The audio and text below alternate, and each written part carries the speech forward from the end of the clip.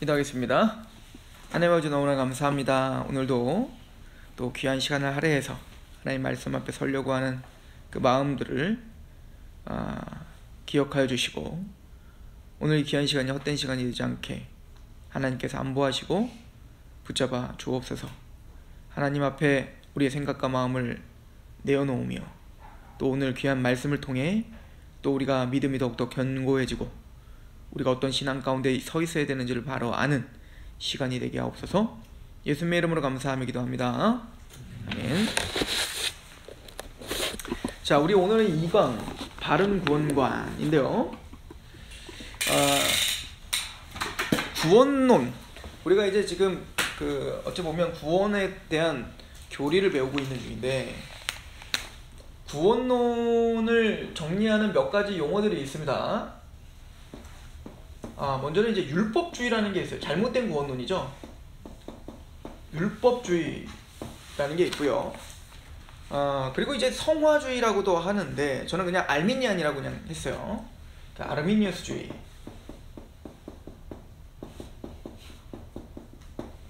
그리고 세 번째는 바로 무법방종주의. 이 무법방종주의를 다른 말로 하면 이 율법주의의 극단의 반대입니다. 그러니까 이거는 반율법주의라고도 할 수 있겠죠. 그리고 이제 이제 복음주의라고 부르는데, 저는 복음주의라는 말을 쓰지 않고 그냥 여러분들에게 개혁주의라는 말을 쓸게요. 개혁주의.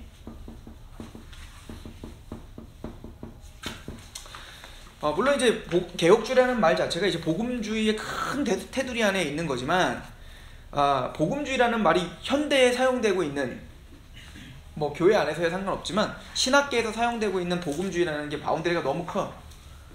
그 세대주의랄지 이런 것도 다 복음주의 안에 다 넣기 때문에 특별히 개혁주의 정도만 배우게 될 거고요.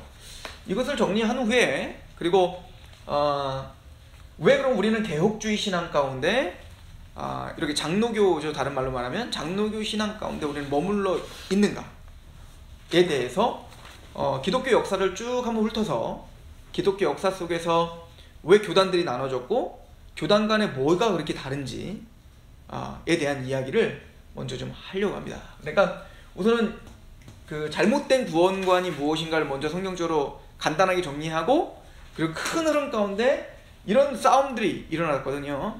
그런 것들을 우리가 좀 참고하면서 좀 오늘은 말씀을 좀 마치려고 하는데요.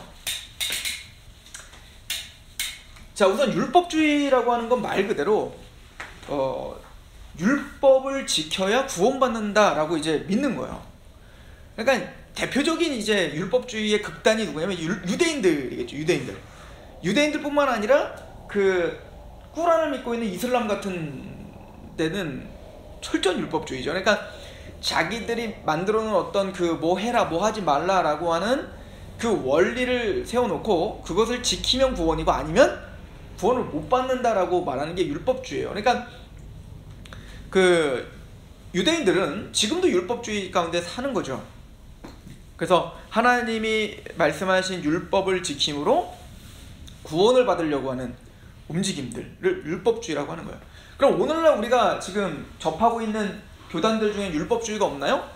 있죠. 예를 들어 안식교 같은 교단들이 율법주의예요. 근데 재밌는 건 안식교 같은 그 이단들도 자기들은 믿음으로 구원받는다라고 이야기해요.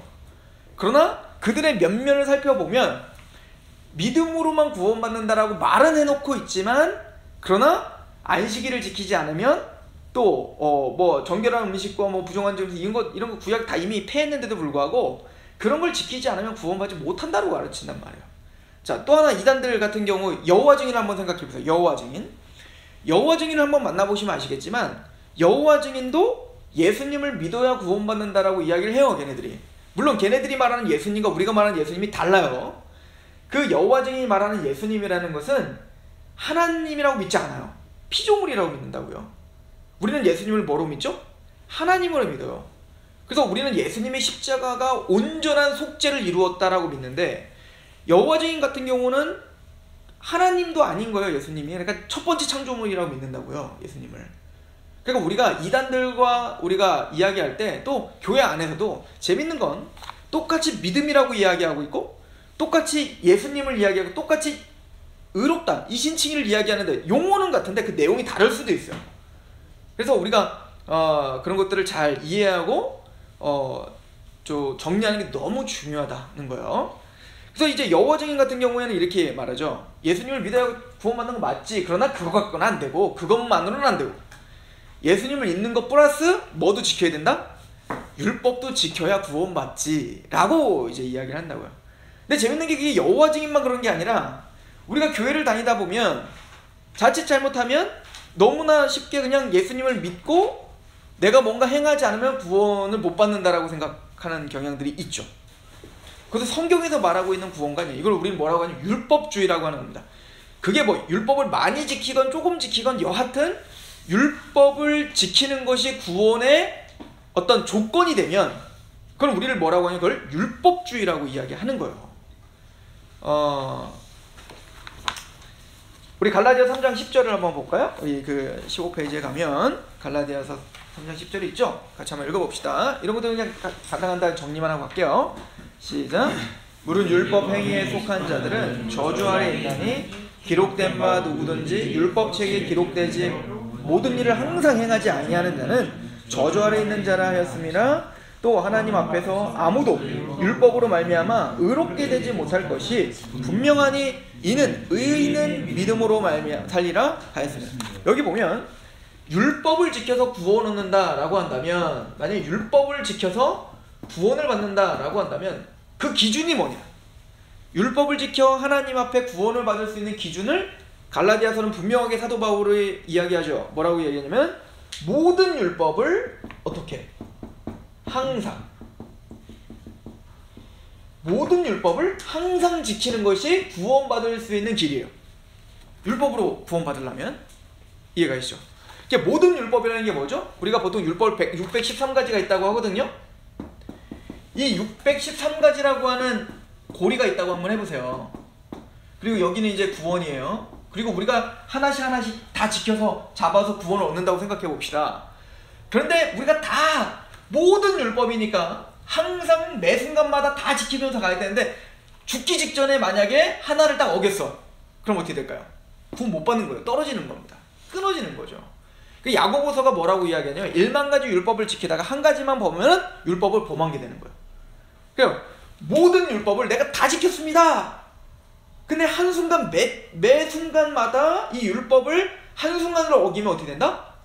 구원에서 떨어지는 겁니다. 그러니까 사실은 이 율법의 기준, 이 거룩한 율법의 기준으로는 우리가 의롭다함을 받거나 구원을 받을 수 있는 사람은 없다 해요. 이건 우리가 이미 앞에서 많이 설명을 했기 때문에.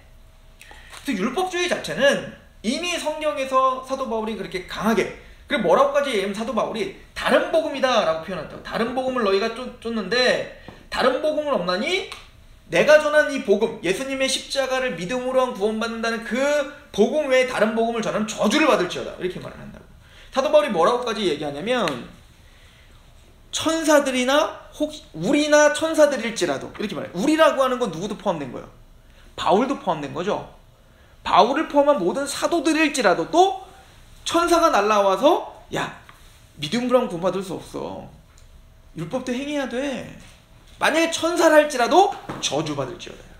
그러니까 분명하게 하나님이 바울과 사도들을 통해서 계시하신 그 이신칭의와 믿음으로 구원받는다는 그 복음 외에 율법을 1.1획도 하나라도 더 더하면 그건 뭐요? 다른 복음이다 라고 표현한다고.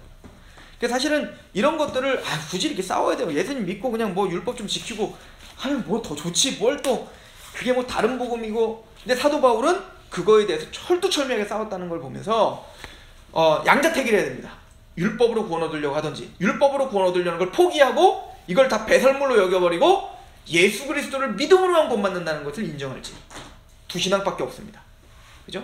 그래서 율법주의는 사도 바울이 철두철미하게 배경, 율법으로는 구원 얻을 수 없다라고 이야기를 하는 겁니다. 자, 갈라디아서 5장 4절도 한번 읽어보세요. 시작. 율법 안에서 의롭다함을 얻으려 하는 너희는 그리스도에게서 끊어지고 은혜에서 너희가 믿음으로 구원받습니다 라고 해놓고는, 그리고는 율법 안에서 의롭다함을 얻으려고 율법을 뭔가 또 지켜야 된다고 이야기한다면 너희는 그리스도에게서 어떻게 됐어요? 끊어지고 은혜에서 떨어진 자예요. 그러니까 은혜와 그리스도와는 전혀 상관없는 자다, 이 얘기인 거죠. 그러니까 복음과 율법은 타협시킬 수 없습니다. 그 어떤 모양으로도 복음을 대체할 수 없다는 얘기인 거예요. 그러니까 율법주의는 사도 바울을 비롯한 성경이 철저하게 그것은 다른 복음입니다. 그렇죠? 다른 복음은 없습니다. 오직 사도 바울이 전한, 또 사도들이 전한 우리가 믿고 있는 바로 십자가와 부활 복음밖에는 복음이 없다. 이것을 우리가 인식하셔야 되는 겁니다. 자, 율법주의는 그래도 구분하기가 괜찮죠? 율법을 지켜야 구원받아야 된다, 이렇게 이야기를 하니까. 자, 이제 헷갈리는 게 뭐냐면 성화주의라고도 하고, 저는 이제 알미니안이라고 그냥 이야기를 하는데, 아르미니우스주의라고 이야기하는데요. 이 아르미니우스주의를 지대하게 영향을 받은 교단이 하나 있습니다. 누가 창시했냐면, 이 아르미니우스주의의 그 영향, 이따가 제가 다 설명해 드리겠지만, 존 웨슬리가 이 아르미니우스주의의 영향을 지대하게 영향을 받게 됩니다. 그래서 이 아르미니우스주의의 대표적인 사상은 칼빈의 예정론을 우선 거부했고요. 그리고 견인 사상을 거부했습니다. 그러니까 이 사람들이 말하고 있는 건 뭐냐면 믿음으로 구원받는 거야. 맞아. 믿음으로 구원받는 거 맞는데, 그런데 그 믿음이 가진 자는 거룩하게 계속 어떻게 돼요? 성화되어야 되고, 그리고 율법을, 이 믿음을 유지하는 건 누구라고 생각하는? 나라고 생각하는 거예요. 그래서 믿음으로 시작하다가, 그러나 믿음으로 시작했지만 그 믿음을 유지하고 내가 막 율법을 또 지키지 않거나 뭔가 죄를 범하면 어떻게 된다는 거예요? 구원에서 떨어질 수 있다고 생각하는 거예요. 이게 아르미니안입니다. 아르미니우스주의예요. 근데 생각보다 많습니다. 오늘날 우리 한국교회 안에도 이렇게 믿고 있는 사상들, 또 신학자들, 목회자들, 성도들이 대단히 많습니다. 그리고 교리 공부를 체계적으로 하지 않게 되면 대부분 이렇게 생각하게 됩니다. 여러분들도 지금 구원론을 배우고 또 성경 속에서 착한 일을 시작하신 이가 예수 그리스도가 이루실 줄 우리가 확신하노라.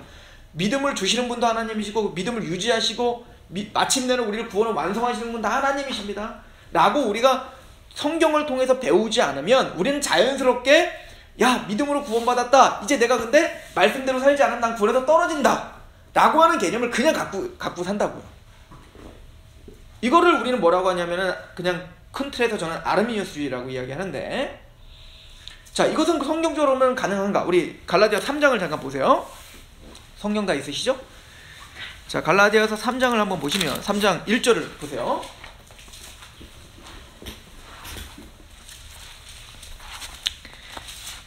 어리석도다 갈라디아 사람들아, 예수 그리스도께서 십자가에 못 박히신 것이 너희 눈앞에 밝히 보이거늘 누가 너희를 깨더냐. 그러니까 예수님의 십자가의 죽음이 너희들을 분명히 보여 알고 분명히 내가 전해서 너희가 알았을 텐데 누가 너희를 지금 헷갈리게 하고 복잡하게 했니? 내가 너에게 다만 이것을 알려하노니 너희가 성령을 받은 것이 율법의 행위로냐 혹은 듣고 믿음으로냐. 자, 여기서 말하는 성령을 받았다는 건 성령 세례를 말하는 거예요. 우리 거듭남의 비밀 배웠죠? 거듭남에 대해서 배웠죠? 물과 성령으로 거듭나야 된다. 그래서 고넬료를 한번 생각해 보세요. 고넬료 가족에게 베드로가 구원 얻을 말씀을 전했어요. 복음을 전했을 때 누가 오세요? 성령님이 오셔서 그 복음의 말씀을 고넬료 온 집안 사람들이 믿게 하죠. 그래서 그들이 믿는 걸 보면서 베드로가 깨달은 게 뭐냐면 예수님께서 요한은 물로 세례를 줬지만 나는 몇 날이 못되어 성령으로 세례를 주리라 한 말이 깨달아졌다. 이게 뭐예요? 성령 세례. 지금 뭐죠? 복음이 전파됐을 때 그 복음이 말로만 임하는 게 아니라 능력과 성령과 큰 확신으로 임하더라. 이 데살로니가전서 1장에 있는 말씀입니다. 즉 복음을 전할 때 성령님이 임하셔서 그 복음을 믿어지게 하고 그 복음을 내 것으로 만들어지게 하는 거. 이게 우린 성령 세례라고 했죠. 그래서 이 성령 세례의 표현이 뭐냐면, 모형이 뭐냐면 물세례예요. 그 당시에는 침례였죠. 물속에 완전히 들어갔다가 나오잖아요. 그죠? 물속에 들어가면서 뭘 상징합니까? 나는 예수님의 십자가에 죽었습니다. 내 죄는, 또 나는 죄인인 구종성은 이미 십자가에서 다 죽었습니다. 예수님과 함께. 그리고 예수님이 부활에 연합하여 물속에서 나오면서 뭐를 우리는 고백하는 거예요? 나는 예수님의 부활에 연합하여 나는 이제는 새로운 사람으로 거듭났고 나는 부활에 참여한 자가 되었습니다 라고 고백하는 게 물 세례라고요. 그러니까 성령 세례는 뭘까요? 그 사건이 진짜 일어나는 거죠. 어떻게? 우리 안에서 예수님의 십자가가 믿어지고 예수님의 부활이 믿어져 내 사건으로 믿어지는 거예요. 그래서 내가 거듭나고 하나님의 자녀로 다시 태어났구나, 난 하나님의 백성이 됐구나를 믿게 되는 거, 이게 성령 세례예요. 자, 그 얘기를 하는 겁니다. 그러니까 사도 바울이 뭐라고 하는 거예요? 야, 너희가 성령을 받은 것이 율법의 행위로냐 듣고 믿음이냐? 뭘로죠? 믿음으로잖아요. 믿음. 행함으로, 율법의 행함으로 성령님을 오시게 할 수 있는 게 아니에요. 복음을 들었고 그 복음을 듣고 믿을 때 누가 오신 거예요? 성령님이 오셨잖아요. 에베소서 1장 13절의 말씀에 보면 너희가 그 안에서 구원의 복음을 듣고 또한 그 안에서 믿어 성령의 인치심을 받았다 라고 말하잖아요. 그러니까 성령님이 우리 안에 인쳐주시고 구원받은 것은, 우리 안에 좌정하셔서 우리가 성전 삼아 주신 것은 우리가 뭔가 행해서예요? 아니죠. 그냥 복음을 듣고 믿을 때 임했다고요. 맞죠? 자, 그런데 이렇게 말하는 거예요. 3절, 너희가 이같이 어리석냐? 성령으로 시작하였다 이제 뭐로 마치겠느냐? 육체로 마치겠느냐? 꼭 뭐 같은 거예요. 그래, 믿음은 하나님 주시는 거고 믿어야 구원받는 거야. 그래, 너희가 믿었으니까 구원받는 거지. 그러나 그 믿음을 유지하고 너희가 그 구원을 유지하여 마침내 최종적인 구원을 얻으려면 육체로 뭔가 행해야 하지, 아니면 넌 구원에 떨어지는 거야, 이렇게 가르쳤던 거예요. 그러니까 지금 갈라디아 교회 사람들에게 맞아, 예수님 믿는 걸 누가 뭐라는 게 아니야, 예수님 믿어야 천국까지. 그런데 예수님 믿는 것만 하면 안 되고 거기 할례 하나를 받아야 너희가 진짜 하나님 백성으로서 최종적인 구원받는 거야. 그건 다른 복음인 거죠. 그러니까 믿음으로 구원받는다고 해놓고 그 뒤에 뭔가 행하지 않은 구원에서 떨어진다고 한다거나, 이건 뭐죠 지금? 잘못된 복음을 전하고 있는 거예요. 그래서 아르미니안주의는 이미 도르트 회의와 이 아르미니우스라고 하는 이 사람이 원래는 이 칼빈이 종교개혁을 일으켰을 때, 이따가 제가 더 자세히 말씀드리겠지만, 칼빈의 제자가 베자라고 하는 사람이 이제 칼빈이 죽은 이후에 종교개혁을 맡았는데, 후임인데, 그 베자의 그 제자였던 사람이 아르미니우스라고 하는 사람이 있었어요. 근데 그 아르미니우스라고 하는 사람이 자기가 보니까 칼빈과 베자, 이 종교개혁에서 가르쳐준 것이 오직 믿음으로만 구원받고 또 이 믿음도 하나님이 주셔서 하나님 예정됐다. 그리고 한번 구원 얻은 사람은 하나님께서 그 구원을 견인, 즉 뭐예요? 이렇게 차를 견인하는 것처럼 우리의 믿음도 하나님이 견인하셔서 마침내 구원받는 데까지, 영원한 천국까지 하나님이 인도하신다라고 하는 말이 성경적으로 틀리다라고 이제 가르치기 시작한 거예요, 아르미니우스가. 그래서 이미 그 아르미니우스의 그 제자들이 아르미니우스주의를 형성했을 때 그 도르트 회의에서 이단 정죄를 받았다. 그건 잘못된 교리다라고 이미 이단 정죄를 받았다고요. 그런데 그 이단 정죄를 받았던 그 사고 체계가 오늘날에 다시 부활하여 오늘날의 모든 교회들을 지금 잠식하고 있다고요. 어떻게 그게 잠식되고 있는지는 이따가 제가 설명해 드리겠습니다. 그래서 이 아르미니우스주의는 성경적이지 않다는 거예요. 자, 세 번째. 근데 이제 지금 율법주의와 이 아르미니우스주의 다 뭐냐, 뭔가 행위하고 만난 얘기잖아요, 결론으로는. 근데 이거에 맞물려서 이 율법주의를 대항하여 극단이 나타났어요. 이게 항상 역사가 그래요. 기독교 역사가 그래요. 믿음으로 구원받습니다 라고 하면 뭐야, 율법을 행위하고 구원받지 라고 하는 극단이 생기면 그거를 또 막 반격하기 위해서 막 극단적인 표현을 쓰다 보니까 어떻게 될까요? 또 이쪽 극단으로 확 빠지는 거예요. 이게 항상 그렇잖아요. 정치도 막 좌파를 공격하려고 막 너무 막 극단적인 우파가 되고, 막 우파를 공격하려고 막 극단적인 막 좌파가 되고, 막 왔다 갔다 하는 건 신학 체계도 막 그렇게 변화되거든요. 그 중에 하나가 이제 반율법주의자들인데, 자, 이 사람들은 뭐 어떻게 생각하는 거냐면 예수님을 믿음으로 구원받는 거지 율법의 행위로 구원받는 건 아니야 라고 얘기하는 걸 극단적으로 표현하면서 어떻게 했냐면, 예수님의 십자가 사건은 모든 율법은 다 폐했다. 이제는 그 율법은 지킬 필요도 없고 율법은 우리와 전혀 상관없다 라고 가르치기 시작한 겁니다. 그럼 어떻게 될까요? 뭔가 우리가 어떻게 살아야 되는지 방향성이 다 없어져 버리는 거예요. 왜? 법이 없어지니까. 근데 이 사람들은 율법 방종주의, 이 오늘날로 말하면 이 사람들이 누구냐? 구원파예요. 구원파. 그러니까 믿음으로 구원받습니다 라고 해놓고는 무법 방종주의로 빠지게 하는 겁니다. 그러니까 이거는 이미 제가 우리 첫 번째 단계에서 회개란 할 때 반복적인 회개와 생명 얻는 회개를 이야기하면서 이 무법 방종주의자들은 구원받지 못한 사람들입니다 라고 제가 말씀드렸던 게 있었는데요. 자, 예를 들어서 사도시대 때에도 그런 무법 방종주의자들이 나타났어요. 이미 우리 16페이지에 가면 베드로후서 3장 17절이 있습니다. 자, 베드로 사도가 이렇게 이야기를 합니다. 자, 다시 한번 읽어볼까요? 시작. 그러므로 사랑하는 자들아, 너희가 이것을 미리 알았은즉 무법한 자들의 미혹에 이끌려 너희가 굳센 데서 떨어질까? 이 베드로후서 3장 17절 그 윗절들을 여러분들이 한번 읽어보면 나중에 어떤 얘기가 나오냐면, 베드로가 우리 형제, 사랑하는 형제 바울이 너희들에게 복음을 잘 설명했다. 그러니까 사도 바울이 전했던 복음이 뭐죠? 예수님을 믿음으로 구원받는다. 오직 은혜로만 구원받는 거지 행함으로 구원받는 게 아니야. 이미 로마서나 갈라디아서나 이런 서신들을 이미 접했겠죠, 베드로도. 그래서 베드로도 그것이 바울이 한 얘기를 바로 성경과 동등하게 취급하여 바울의 이 서신서를 성경처럼 본다고요, 베드로도.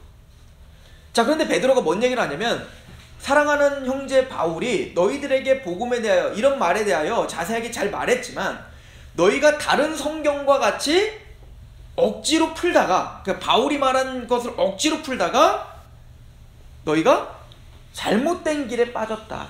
그 잘못된 길이 뭐냐? 바로 사랑하는 자들아, 너희가 이것을 미리 알았은즉 무법한 자들의 미혹에 이끌려 너희가 굳센 데서 떨어질까 삼가라.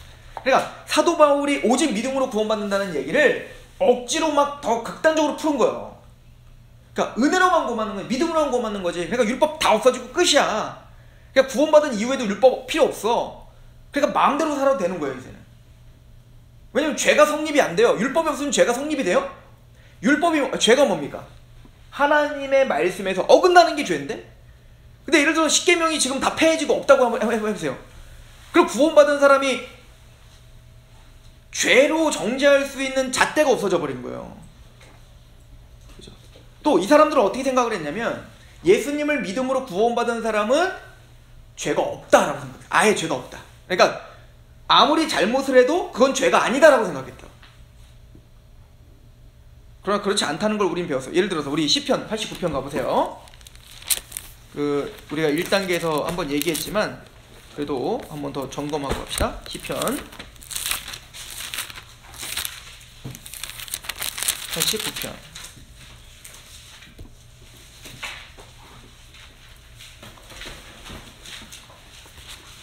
자, 같이 한번 읽어보겠습니다. 시편 89편. 자, 30절. 자, 하나님의 언약의 자손들, 그 언약 안에 있는 자손들에 대해서 이야기하는 거예요. 오늘날 말하면 구원받은 우리들이죠. 자, 30절에 한번 제가 읽어볼게요. 만일 그 자손이 내 법을 버리며 내 규례대로 행하지 아니하며 내 율례를 깨트리며 내 계명을 지키지 아니하면, 즉 구원받은 하나님 백성들이 지금 죄를 범한 거죠. 하나님의 규례를 어긋났다는 건. 자, 32절에 하나님은 그 죄를 죄로 보신다요, 안 보신다요? 보신답니다. 어떻게? 내가 회초리로 그들의 죄악을 어떻게 할 거예요? 다스리며 채찍으로 그들의 죄악을 벌하겠다는 거예요. 그러니까 하나님은 구원받은 하나님 백성들의 죄는 분명히 죄로 보시겠다는 거예요. 근데 그게 죄인지 아닌지 뭘로 확인할 거예요? 율법이죠. 십계명이 없으면 이게 죄인지 아닌지 어떻게 할 거냐고. 그렇지 않아요? 그러니까 구원받은 하나님의 백성들에게도 하나님의 규례와 하나님의 법도에서 어긋나면 하나님은 그 죄를 죄로 보시고 채찍질 하시겠다는 거잖아요. 징계하시겠다는 거잖아요. 자, 그런데 33절. 자, 33절 시작. 그러나 나의 인자함을 그에게서 다 거두지는 아니하며 나의 성실함도 패하지 아니하며 내 언약을 깨트리지 아니하고 내 입술에 낸 것은 변하지 아니하리라. 그러나 그 죄를 징계하겠지만, 그러나 나의 인자함을 그에게서 다 거두지는 않고 나의 성실함도 패하지 않고 내 언약은 깨트리지 않아. 구원에서 떨어뜨리지는 않아요. 우리가 죄를 범한다고 하여 아르미니우스주의에서 말한 것처럼 그 죄로 인하여 우리가 구원에서 떨어지거나 그 구원 취소되는 건 아닌 거예요. 하나님의 언약은 한번 약속된 것은 완성하는 거지 중간에 취소되는 경우 이건 신실하신 하나님과 어긋나는 이야기입니다. 그러므로 근데 균형을 잘 잡아야 되는데 그렇다고 해서 우리가 죄를 범해도 하나님은 아무렇지도 않게 그냥 은근슬쩍 괜찮한다? 아니라는 거예요. 다시 말씀드리지만 구원받은 자가 만약에 율법을 어기면 구원받지 않은 사람들보다 더 호되게 야단을 칠 것입니다. 왜죠? 나랑 전혀 상관없는 아이가 슈퍼에서 뭘 훔치는 걸 보면 그냥 신고해버리면 돼요. 경찰서에 그냥 가게 하면 되죠. 그런데 내 자녀가 뭐 훔치는 걸 보면 경찰서 죽어도 못 보내죠. 어떻게 보내요?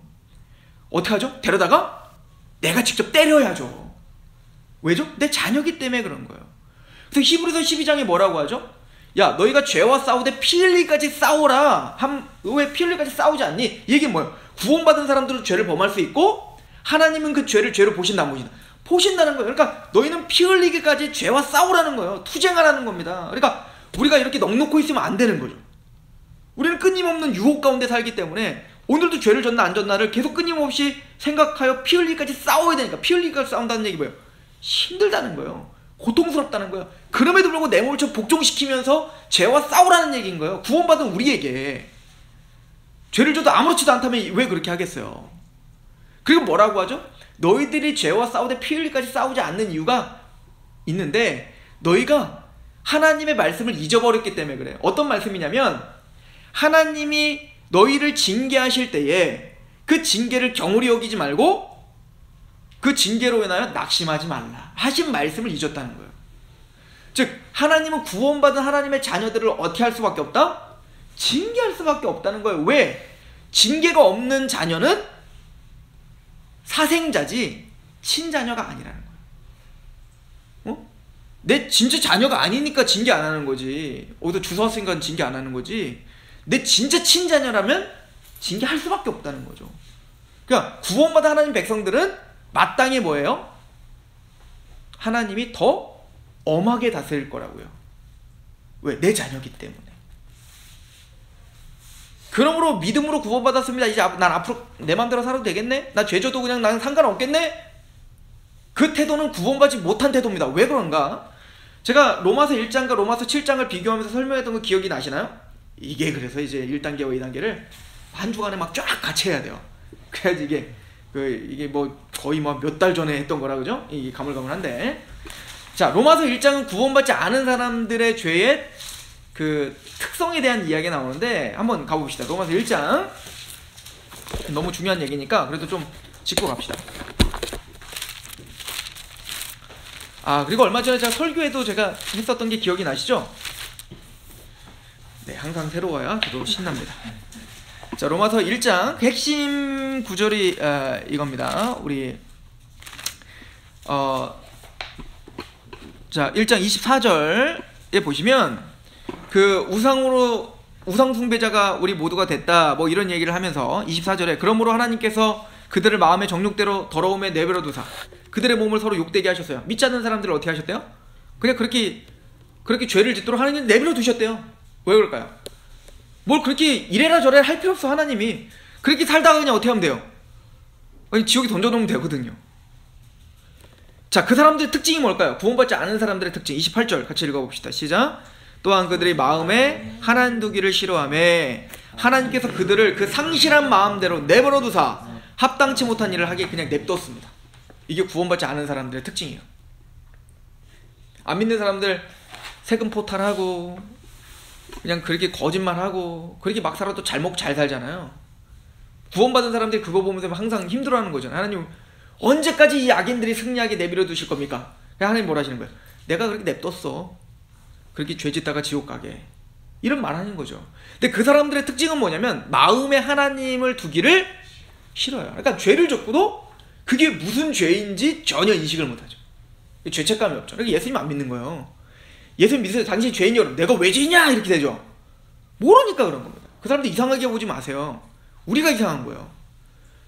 우리가 무슨 감옥에 간 것도 아닌데 우리는 죄인이라고 막 맨날 울어 쌓고. 그러니까 믿지 않는 사람들 우리 보면 너무 웃긴 거죠. 뭐 이렇게 죄를 졌다고 뭔 죄를 혼자 그렇게 져가지고. 그 사람들은 하나님을 마음에 두기를 싫어하기 때문에 하나님의 법이 전혀 작동을 하지 않아요. 그러니까 정제감이 없죠. 그러니까 항상 양심의 가책이 없죠. 그죠?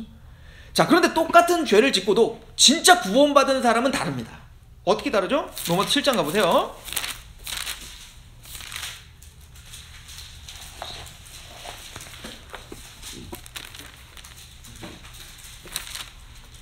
자, 로마서 7장은 사도 바울이 사도 바울을 포함해서 구원받은 사람들의 죄에 대한 이야기를 하고 있습니다. 자, 15절에 내가 행하는 것을 내가 알지 못하노니 곧 내가 원하는 것은 행하지 아니하고 도리어, 이게 특징이에요. 구원받은 사람은 뭔가 원합니다. 근데 그 원하는 걸 잘 못해. 이게 문제예요, 이게.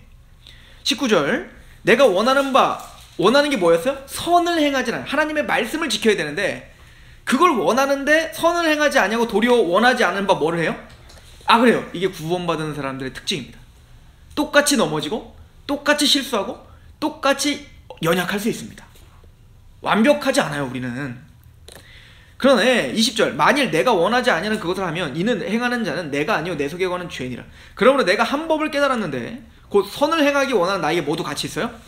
악도 함께 있구나. 자, 그러나 아까 로마서 1장에 구원받지 않은 사람들은 뭐예요? 하나님을 마음에 두기를 아예 싫어해요. 그럼 구원받은 사람은 달라요. 뭐가 다르죠? 완벽하다는 얘기예요? 죄 안 짓는다는 얘기예요? 아니죠. 22절 시작. 내 속사람으로는 하나님의 법을 하나님을 마음에 즐거워합니다. 웨스트민스터 소요문답 1번이 뭐냐면 당신의 인생에서 목적이 뭡니까? 그때 그 대답이 뭐냐면 하나님을 영화롭게 하는 것과 영원히 그 하나님으로 즐거워하는 겁니다. 이게 우리의 소원이거든요. 그러니까 구원받았다라고 하는, 진짜 거듭나고 진짜 구원받은 사람은 하나님을 즐거워해요. 하나님의 말씀을 즐거워하고 그 말씀대로 살고 싶은 마음이 있어요.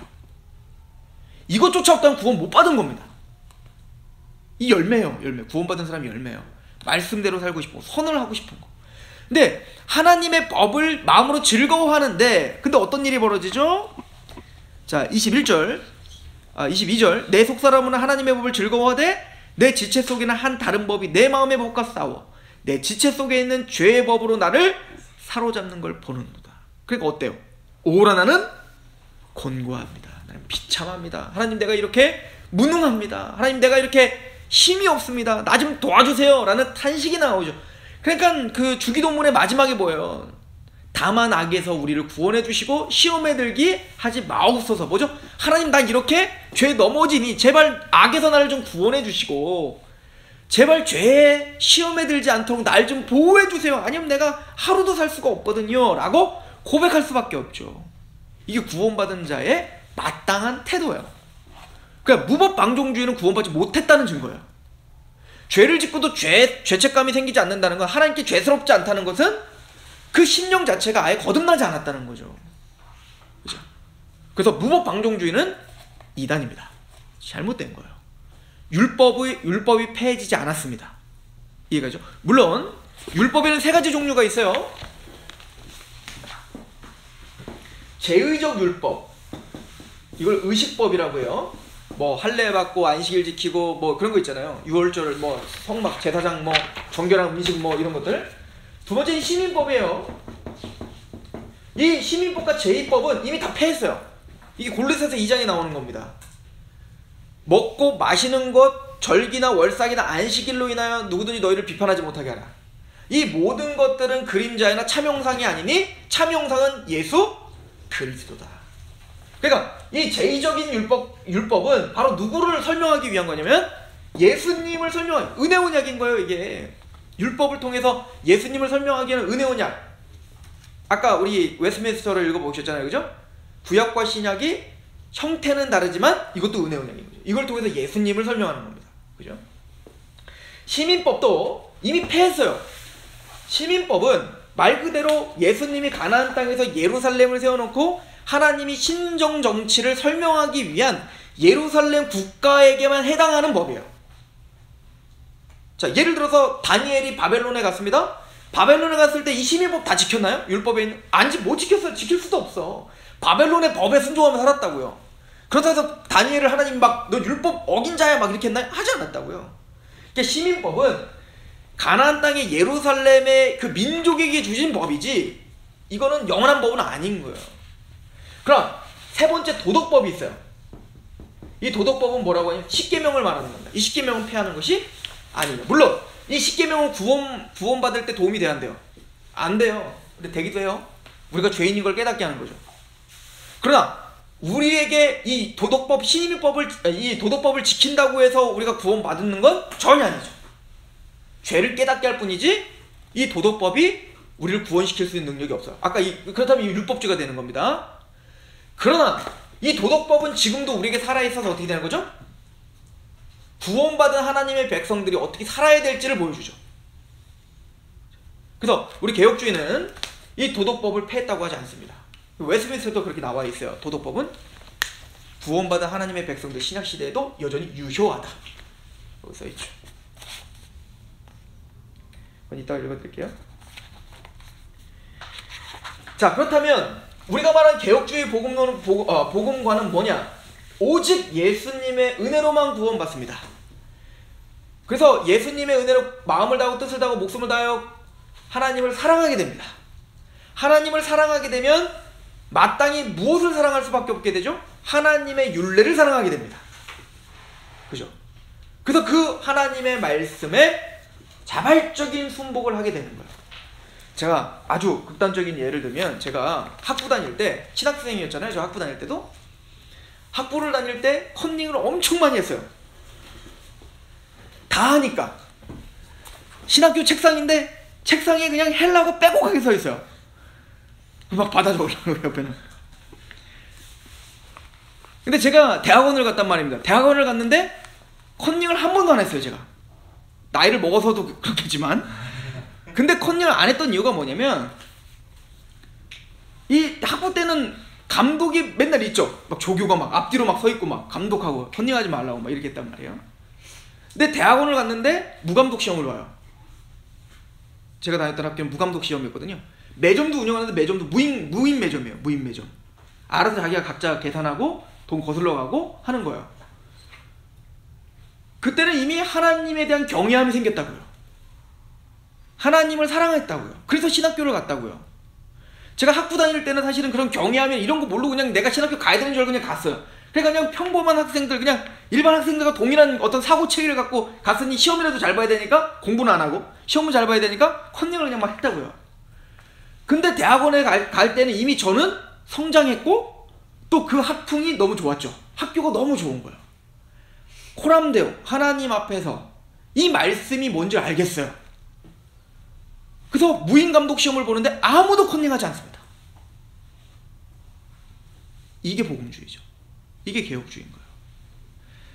우리가 뭔가 지키지 않으면 구원에서 떨어져서 지키는 게 아니라 구원 상관없다니까요. 아까도 말했지만 우리가 죄를 범했다고 해서 우리의 하나님의 언약이 폐해요? 안 폐한다니까요. 시편 89편에 있는 것처럼.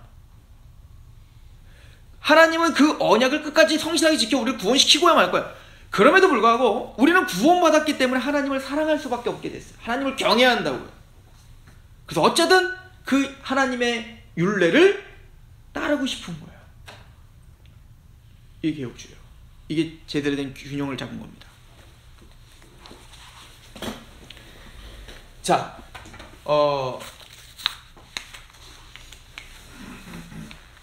기독교 역사 속에, 기독교 역사를 가만히 보면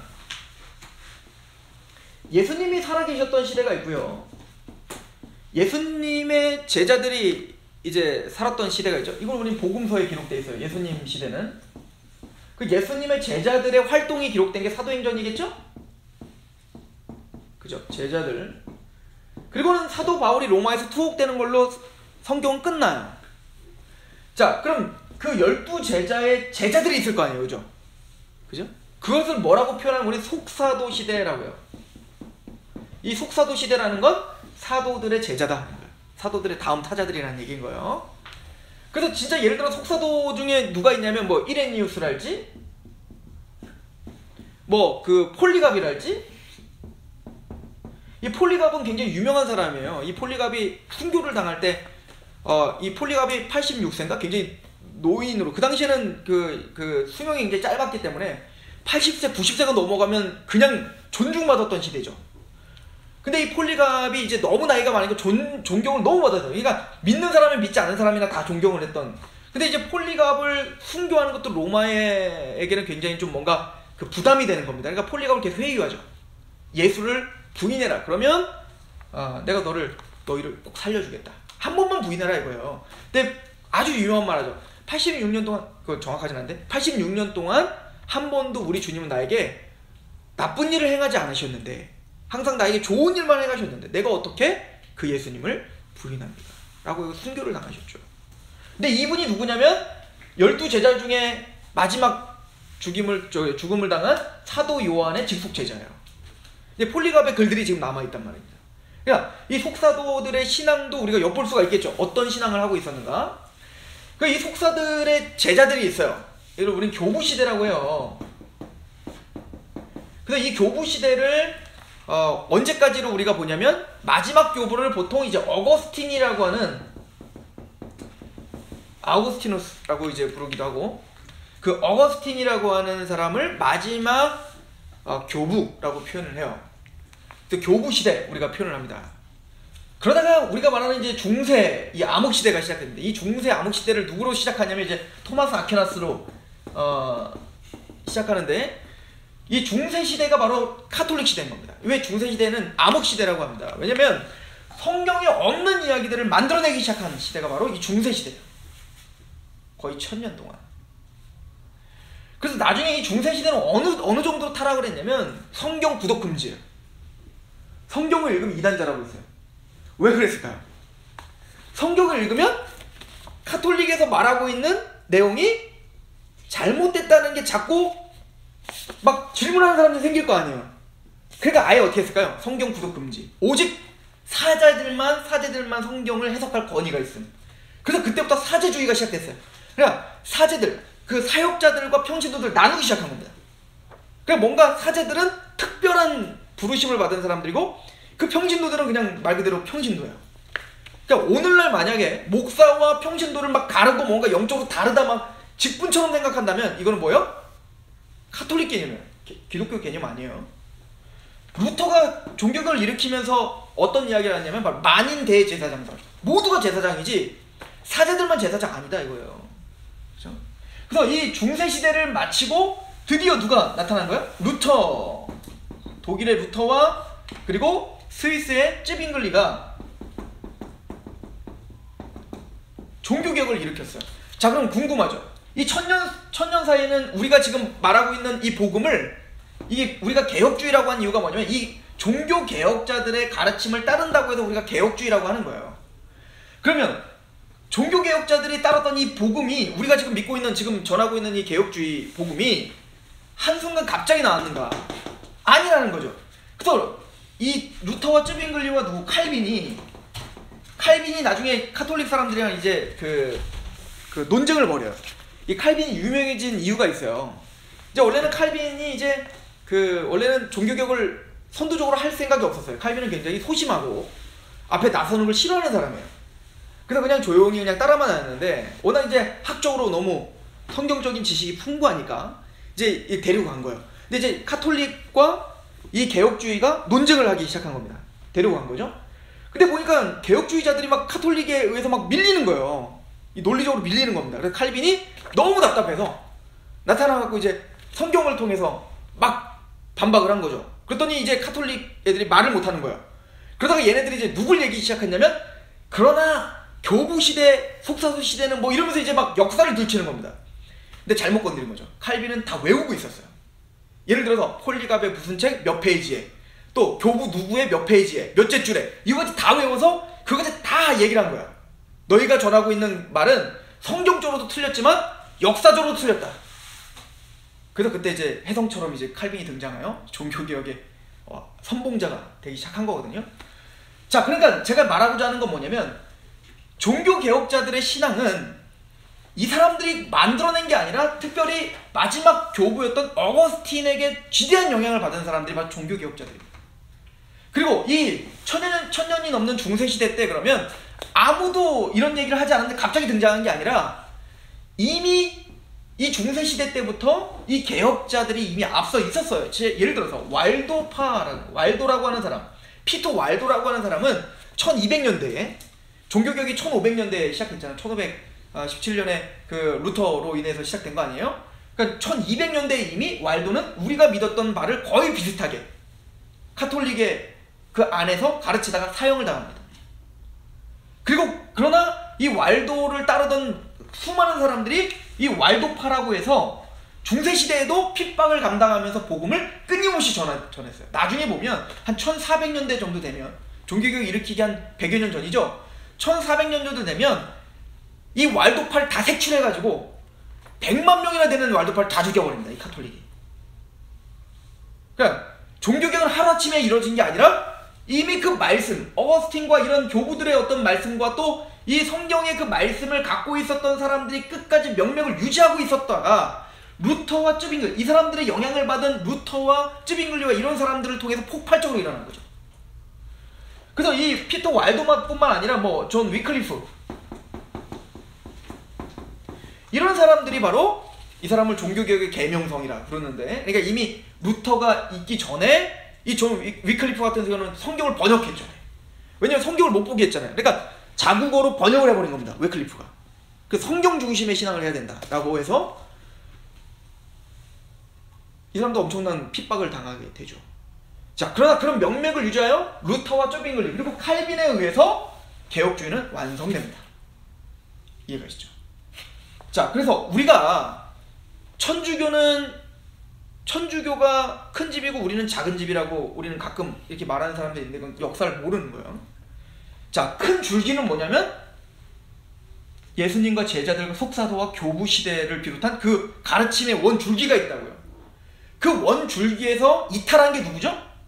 카톨릭인 거예요. 그 원줄기에서 이탈한 그 카톨릭을 잘라버리고 다시 원줄기로 돌아가자가 개혁주의인 겁니다. 종교개혁은 그렇게 일어난 거예요. 뭔가 새로운 걸 만든 게 아니라 95개조 방망문이라는 게 비텐베르크의 그 루터가 비텐베르크에 박았던 95개조 방망문이라는 게 95가지의 다른 것도 많지만 핵심적인 95가지의 카톨릭의 가르침 중에, 우리의 가르침 중에 성경적이지 않은 것이 있습니다. 이거는 좀 제거합시다.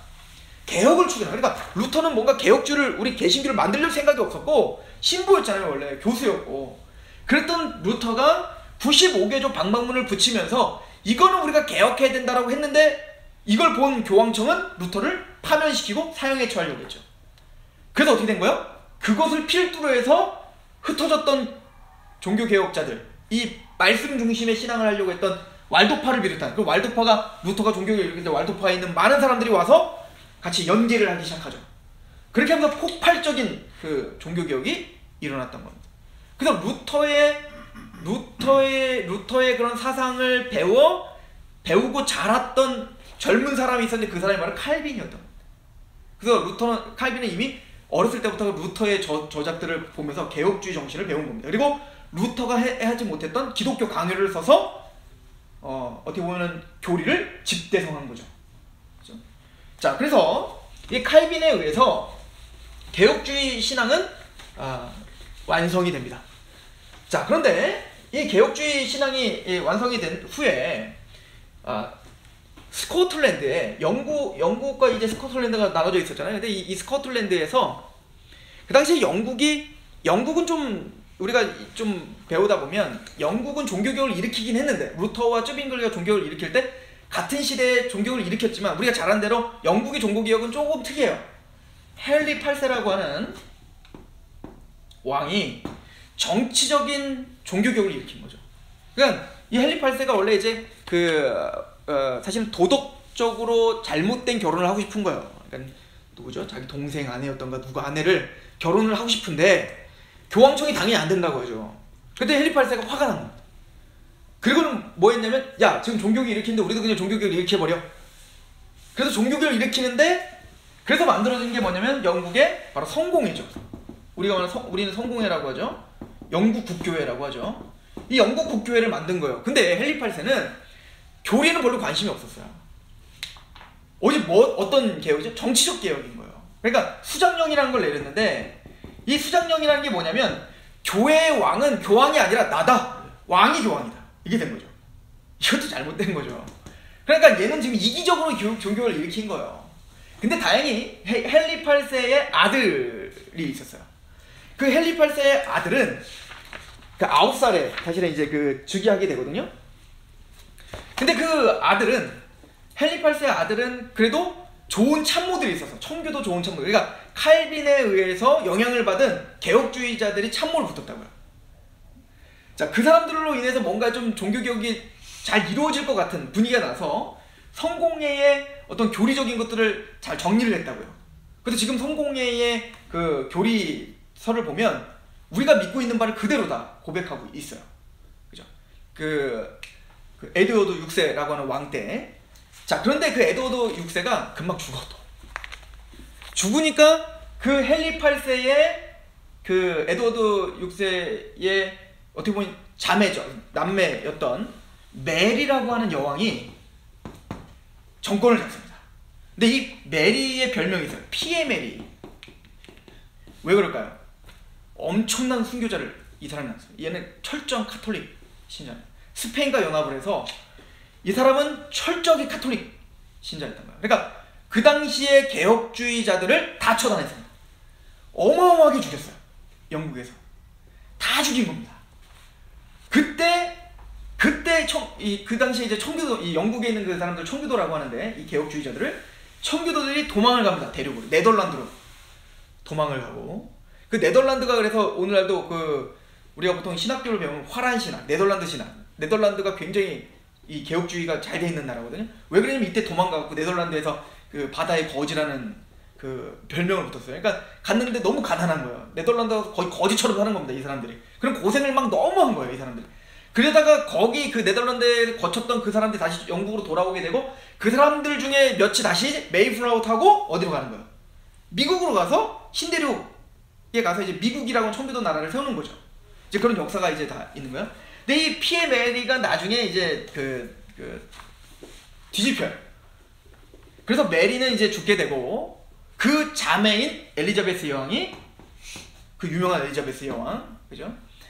이 엘리자베스 여왕이 등극을 하게 됩니다. 이제 엘리자베스 여왕은 카톨릭도 아니고 개혁주의도 아니고 중도였어요. 그러니까 싸우지 마 라고 하는 거죠. 이제 그런 상태니까 그래도 엄청난 순교는 그래도 많이 이제 끝난 거예요. 그럼에도 불구하고 이 엘리자베스 여왕 때 어떤 일들이 벌어졌을까요? 자꾸 철저한 개혁을 막 요구하기 시작했을 거 아니에요, 이 청교도들도. 그래서 거기에 답답해서 막 이제 막 흩어지기 시작하고 막 합니다. 자, 이런 역사를 갖고 있었던 곳이기 때문에, 자, 영국이 지금 1500년 중반부터 종교개혁이 일어났고, 칼빈에 의해서 1500 한 중반부터 1600년 초반까지 이제 칼빈이 제네바에서 프랑스 사람인데, 원래 칼빈은 제네바로 이제 도망을 가서 거기서 이제 제네바에서 아름다운 저희 그 개혁주의 도시를 만드는 건데요. 스코틀랜드에 있었던 그 존 낙스라고 하는 사람이 있는데, 이런 카톨릭에 의해서 철저한 막 핍박이 있을 때 존 낙스가 어디로 망명을 많이 가죠. 도망가야 되잖아. 그때 많은 사람들이 어디로 망명을 갔냐면 칼빈이 있었던 제네바로 도망을 많이 온 거야. 그래서 칼빈이 제네바 아카데미, 우리로 말하면 신학교죠. 신학교를 만들어 거기서 존 낙스가 신학을 배우기 시작합니다. 신학을 배우면서 존 낙스가 이런 얘기를 해요. 사도시대 이후로 가장 천국과 같은 곳이다 라고 표현할 정도로 제네바가, 왜냐면은 제네바가 칼빈이 딱 들어가면서 술집이 다 문을 닫고, 그러니까 그 실제적인 어떤 그 도시의 개혁을 일으킨 거죠. 도덕적, 정치적 이런 것이 다 개혁을 일으켰던 이 칼빈인 거예요. 자, 그 뒤에 존 낙스가 거기서 영향을 받아 스코틀랜드로 다시 돌아와서 만든 게 바로 장로교예요. 그래서 사실은 이 개혁주의 청교도, 장로교는 사실은 같은 말인 거예요. 같은 노선이에요. 물론 이제 청교도라는 말은 좀 더 폭넓은 얘기라 좀 더 우리가 설명이 필요하지만, 그럼에도 불구하고 우리가 추구하는 것은 바로 이 장로교, 청교도, 개혁주의 노선이에요. 자, 그런데 이제부터 좀 중요한데, 이제 종교개혁이, 칼빈이 종교개혁을 일으킨 다음에 1600년대가 지나고 이제 1700년대가 올라오면서, 이미 1700년대에는 그 청교도들이 이제 미국으로 건너가서 아름다운 언덕의 도시를 지었고, 그래서 이제 미국이 이제 어느 정도 다 이제 자리를 다 매김했었잖아요. 그래서 1700년대에는 그 유명한 조나단 에드워즈라는 사람이 미국에서 이제 부흥이 일어났다면, 영국에서 존 웨슬리라고 하는 사람이 나타났어요. 자, 이게 오늘 중요합니다. 근데 존 웨슬리가 있었던 당시에 그 영국에는 어떤 일이 벌어져 있었냐면, 자, 이미 존 웨슬리는 성공회의 신부였어요. 성공회 목사였단 말이에요. 근데 그 성공회의 목사였던 그 존 웨슬리가 성공회의 구원론은 그 당시에 성공회의 구원론은 뭐냐면 홀리 리빙, 홀리 다잉 트레디션이에요. 그러니까 거룩하게 살다가 거룩하게 죽어야 천국 갈지 안 갈지 몰라요. 그러니까 철저히 율법주의죠. 그런 상태였는데, 이런 존 웨슬리가 그렇게 신앙생활을 하다 보니까 이 존 웨슬리는 구원을 받고 싶었어요. 구원을 받고 싶은 거예요. 그래서 철두철미하게 막 율법을 다 지키려고 하지만 지켜도 구원의 확신이 안 생기는 겁니다. 그래서 이 사람이, 존 웨슬리가 옥스퍼드 대학교에서 그 클럽 하나를 만들어요. 서클을 만들어요. 홀리 클럽이라는 걸 만듭니다. 홀리 클럽.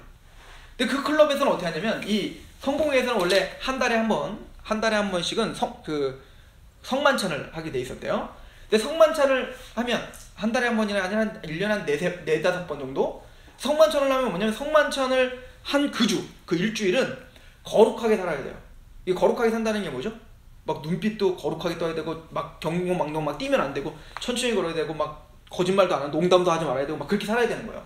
우리가 흔히 뭐 사순절처럼 사는 것처럼. 그런데 웨슬리는 그렇게 살아도 마음에 시원치가 않아요. 구원을 못 받을 것 같아. 그러니까 이 홀리클럽은 뭐라고 선언했냐면, 그 성만찬을 일주일에 한 번씩 하자. 자, 그럼 어떻게 될까요? 1년 365일 거룩하게 살아야 되는 거예요. 그런데도 웨슬리가 어때요? 구원의 확신이 없는 거예요. 이게 철저히 율법주의죠. 그러니까 웨슬리가 어떻게 생각했냐면, 나는 이제 글렀다.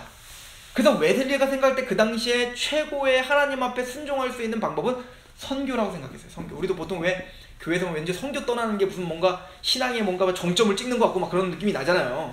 그러니까 웨슬리도 뭔가 구원받기 위해서 가장 정점이 선교라고 생각해서, 그 당시에 신대륙이 발견됐으니까 미국으로 많이, 인디안 정도를 많이 갔다고. 그러니까 웨슬리도 그때 배를 타고 미국으로 건너가는 거예요. 미국으로 건너가는데 그때 아주 역사적인 사건이 일어나죠. 이게 뭐냐면, 배를 타고 가는데 배가 갑자기 폭풍에 맞춰서 깨질 듯하게, 이제는 좌초될 정도로 배가 막 뒤집힐 것 같은 거예요. 웨슬리가 너무 겁나니까 막 벌벌 떠는 거죠. 너무 겁나서. 목사인데 죽음 앞에 너무 두려운 겁니다. 근데 저쪽에 봤더니 모라비안 교도들, 이 모라비안 교도들이 저쪽에 평신도들인데 거기서 막 찬양하고 경배하고 막 그러는 겁니다. 자기는 목사인데 벌벌 떠는데 이 사람들은 죽음 앞에서 하나님을 찬양하는 거야. 여기에 충격을 받은 거죠, 웨슬리가. 그런데 정말 기적처럼 폭풍우가 쫙 잠잠해지는 겁니다. 그리고 웨슬리가 그 모라비안 교도의 지도자들을 만나죠. 그래서 이 구원론에 대한 논쟁을 합니다.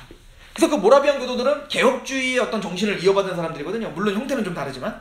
그러니까 그 사람은 우리가 지금 믿고 있는 이신칭이 믿음으로 구원받는다는 얘기를 얘기했고, 웨슬리는 행함으로 구원받는다는 걸 얘기했습니다. 근데 웨슬리가 그걸 다 얘기 듣고, 내가 지성적으로는 당신이 얘기한 게 맞다고 생각할 수밖에 없습니다. 반박할 수가 없습니다. 그러나 마음으로 그게 받아들여지지 않습니다. 왜 내가 어떻게 살았는데 지금까지. 그래서 끝내는 거기서 받아들이지 않고 그냥 미국에 가요. 근데 미국 이 선교가 하나님에게 헌신하는 절정이라고 생각했는데 미국 선교를 실패해요. 스캔들이 일어납니다. 어떤 스캔들인지 정확하게는 알지 못하는데 어떤 유부녀와 하여튼 바람이 난 스캔들이에요. 그게 어떤 전말인지는 정확하게 몰라요. 그런데 아무튼 법정까지 서요. 그 나중에 미국에서 추방당해요. 웨슬리 입장에서는 이제는 뭐예요? 끝장이죠. 아니, 그게 최종적인 보루라고 생각했는데 그런 스캔들이 나가지고 추방을 당했으니 하나님 앞에서 자기 뭐예요, 이제는? 자기는 구제불능. 나는 이제 지옥에 떨어져야 될 사람. 이렇게 생각되지 않았겠어요?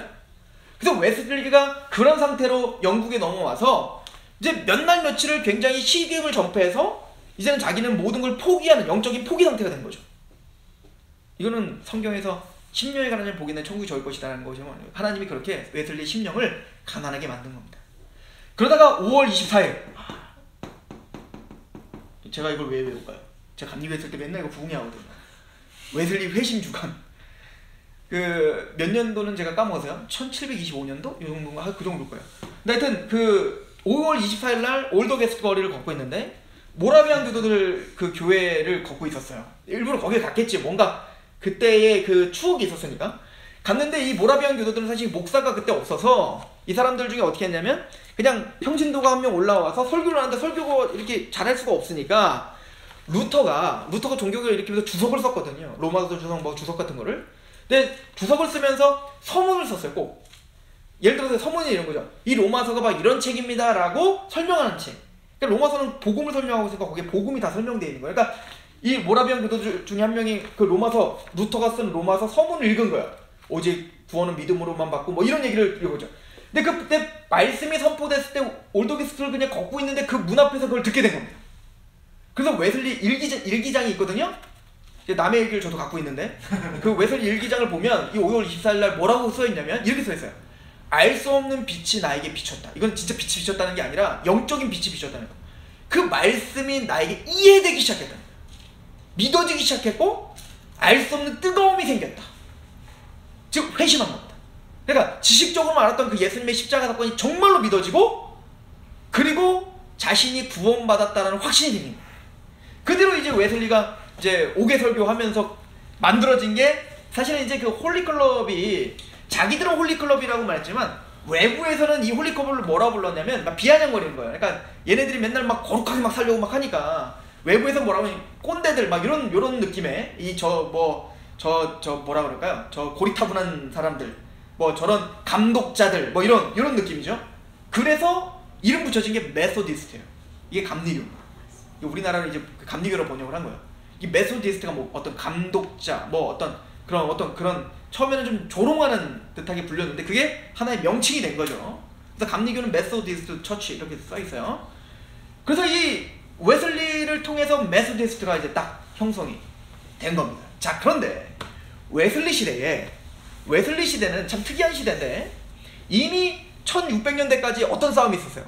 막 카톨릭이 지배했다가 또 저기 종교개혁자들이 지배했다가 막 피의 메리가 지배해서 막 다 숙청당하고 그런 역사들을 통해서 그 사람들이 잠깐 네덜란드로 갔다가 그 바다의 거지가 돼가지고 그러니까 원래 이제 악에 차면 이렇게 쫓긴다고 악에 차면 어때요? 조금 더 교리가 더 막 극단적으로 되겠죠? 그러니까 그 청교도들 중에 극단적인 칼빈주의자들이 생겼어요. 아까 무법방종주의와 비슷한 사람들이 생긴 거야. 이걸 우리는 뭐라고 부르냐면 하이퍼 칼빈이즘. 너무 많은 얘기를 하나? 대충 그냥 흐름만 잡으세요. 하이퍼 칼빈이즘은 뭘까요? 극단적 칼빈주의자예요. 그러니까 이런 거죠. 나 예정 받았어. 예정 받았으니까 나는 구원. 그러니까 맨날 저기 우리 장훈이가 술 먹고 고주망탱이로 맨날 막 폭행하고 맨날 싸움하고 또 맨날 저기 네 역까지 실려오고 막 이렇게 삶을 살면서 야, 너 그렇게 살면 되겠어? 구원받는 사람이? 그럼 뭐라? 난 예정됐는데? 이런 무법 방종주의자들이 생긴 거죠. 그러니까 이거 칼빈주의를 잘못 이해한 거죠. 아까 베드로가 말한 것처럼 바울의 말을 억지로 푼 거죠. 그죠? 그런 사람들이 득세하던 시대였습니다. 영국이. 다시 이제 영국으로 돌아와서 이때는 평화의 시대니까 돌아와서 하이퍼 칼빈이즘들이 굉장히 득세하던 시대였어요. 게다가 이때 하이퍼 칼빈이즘이 한쪽에 있었고 이 당시에 그렇게 고통당했던 아르미니우스주의들이 영국에 정착을 하기 시작하면서 영국의 아르미니우스주의가 대단히 큰 성공을 거두고 있었어요. 그러니까 사실은 존 웨슬리 구원은 뭘로 받았어요? 칼빈주의로 받았지만 생각보다 존 웨슬리는 그렇게 메소디스트를 운영하면서 구원을 받은 이후에는 더 철두철미하게 살았다고요. 말씀 앞에. 그게 맞죠. 그런 웨슬리가 볼 때 칼빈주의자들이 어떻게 보였을까요? 저는 사탄처럼 보인 겁니다. 그러니까 예정론이라는 것이 사탄처럼 보인 겁니다. 예정됐다는 어떤 그 가르침이 그들을 무법 방종주로 빠지겠다고 생각을 했던 거예요. 그래서 웨슬리는 그때 구원은 칼빈주의의 어떤 믿음으로 구원받았지만 본능적으로 이 사람은 뭐를 거부했냐면 예정론을 거부했고 견인사상을 거부했습니다. 왜일까? 그렇게 해서 방종주의가 됐다 이렇게 생각했다. 또 웨슬리는 이 알미니우스의 핵심이 뭐냐면 예정론을 거부하는 것과 견인을 거부하는 건데 이 두 가지를 받아들입니다. 웨슬리가. 그래서 웨슬리는 그렇게 살면 너희는 구원 못 받은 거다. 너희도 구원에 떨어졌다. 이렇게 이야기 시작한 거예요. 그러니까 웨슬리의 마음에는 뭐가 있었던 거예요? 구원 받은 사람은 마땅히 더 거룩하게 살아야 돼 라고 하는 게 옳은 생각인데 하이퍼 칼비니즘이 있다 보니까 그 사람들을 대항하기 위해서 그걸 극단적으로 얘기할 수밖에 없었고 그러다 보니까 구원에서 떨어진다는 교리를 만들어낼 수밖에 없어요. 그래서 자 근데 이게 사실 앞뒤가 안 맞는 얘기예요. 잘 보세요. 웨슬리는 믿음은 하나님이 주시는 거다라고 가르쳤습니다. 왜냐면 자기가 그렇게 믿음이 생겼잖아요.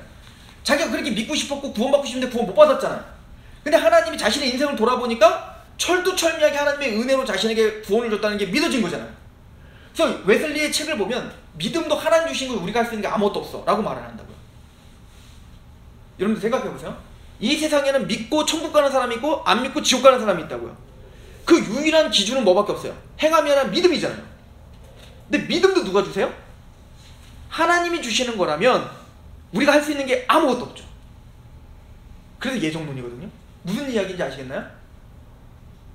왜냐면은 내가 믿음이 생겼다는 건 내가 믿음이 좋아서가 아니라 하나님 믿음을 주신 거고, 그럼 쟤는 안 믿고 죽은 건 뭐야? 하나님 믿음을 안 주신 거고. 그래서 믿음을 주시는 자가 있고 믿음이 안 주시는 자가 있고, 이게 예정론이거든요. 그러니까 사실은 웨슬리는 믿음을 하나님 주시는 겁니다라고 얘기했다면 뭘 인정해야 돼요? 예정론을 인정해야 될 수밖에 없다고요. 근데 웨슬리는 심리적으로 그런 시대적 상황 속에 예정론을 거부할 수밖에 없었다고요. 근데 웨슬리에겐 그게 전혀 갈등이 안 됐어요. 목회자니까. 신학자가 아니에요. 갈등이라도 그냥 예수님 믿으세요. 오직 믿음으로 구원받는 겁니다. 당신 믿음 가졌어? 그럼 하나님이 주신 거야. 당신이 한 게 하나도 없어. 자, 이제부터 거룩하게 살아. 거룩하게 살지 않으면 불에 떨어지는 거야. 이게 전혀 갈등을 일으키지 않았다고. 그냥 그렇게 복음을 전하면 되니까. 근데 후대 사람들은 문제가 생기는 거야. 후대 사람들은 막 똑똑한 양반들이 신학을 만들어야 되잖아. 근데 믿음을 하나님 주신다고 가르치면 예정론을 인정해야 될 것 같고, 근데 예정론을 인정하자니 이걸 포기해야 되고, 이런 갈등이 생기죠. 그러니까 후대 사람들은 어떻게 정리했을까요? 뭘 포기했을까요? 믿음도 하나님 주신다는 걸 포기했습니다. 그래서 뭐라고 가르치냐면 믿음과 행위가 같이 있어야 된다라고 가르치죠. 근데 재밌는 건 이 싸움이 웨슬리가 정확하게 정리를 안 했기 때문에 한국의 감리교 학교가 세 학교가 있거든요. 서울의 감리신, 대전의 모건, 수원의 협성, 세 학교가 싸워. 서울의 감리신은 믿음과 행함이 있어야 구원받는다. 그 대전의 모건은 무슨 얘기냐? 믿음을 하나님이 주시는 거지 행함으로 구원받는 게 아니다. 싸워. 막 서로 막 논쟁하고. 그럴 수밖에 없어. 이건 웨슬리의 문제예요. 웨슬리가 정리를 안 했기 때문에 그런 겁니다. 그래서 그 존 웨슬리를 따랐던 그 감리교는 구원에서 떨어진다는 교리를 갖고 있습니다. 성화주의를 갖고 있죠. 그래서 1700년대에 감리교가 생겼는데, 이것이 이러면서 1800년 후반대에 감리교도 타락을 했겠죠. 타락하다 보니까 미국에 있었던 감리교들 중에 타락을 해서 이건 안 된다, 개혁하자, 철저하게 성결하게 살아야 된다 라고 해서 이 감리교에서 분파된 게 성결교예요. 그러니까 교리가 똑같아요. 그리고 이 1800년도 후반에 오순절 운동이 일어났어요. 막 성령 막 운동. 그 성령 운동과 이 감리교가 합해진 게 성결교예요. 이게 오순절 운동은 순복음. 그리고 이 성결교가 분파됐을 때 또 어디가 분파됐냐면 바로 구세군. 그 자선냄비. 그 구세군도 감리교의 교리와 똑같습니다. 그리스도의 교. 즉 그래서 이렇게 교단들이 생겨나기 시작합니다. 이 교단들은 다 감리교 웨슬리를 따라가는 사람들, 웨슬리안이라고 부릅니다. 그죠? 그러면 장로교는 뭐죠? 아까도 말했지만 칼빈과 존 낙스를 따르는 청교도들을 따르는 개혁주의자들을 따라요. 그럼 침례교는 뭘까요? 침례교는 원래 종교개혁을 일으켰을 때 극단적 또 종교개혁자들이 있었어요. 거기를 따랐지만 나중엔 침례교는 반으로 섞였어요. 제세례파라고 해서 극단적 침례교를 따르거나 아니면 개혁주의로 돌아오고. 그래서 침례교는, 미국에 있는 침례교는 거의 우리 개혁주의와 거의 똑같습니다. 그렇게 교단들이 나눠졌다. 이쪽이랑 장로교랑 친해질 수가 없죠, 교리적으로. 그래서 이런 교단들이 생기게 되고, 그럼 우리는 어디 흐름에 있는가? 바로 칼빈과 존 낙스와 청교도들로 이어지는 바로 그 개혁주의의 노선에 서 있는 교단이 장로교다. 한국교회 장로교도 또 복잡하게 나눠지는데 나중에 시간이 있을 때 한국교회 장로교가 왜 이렇게 많아졌는지 설명을 하도록 하겠습니다.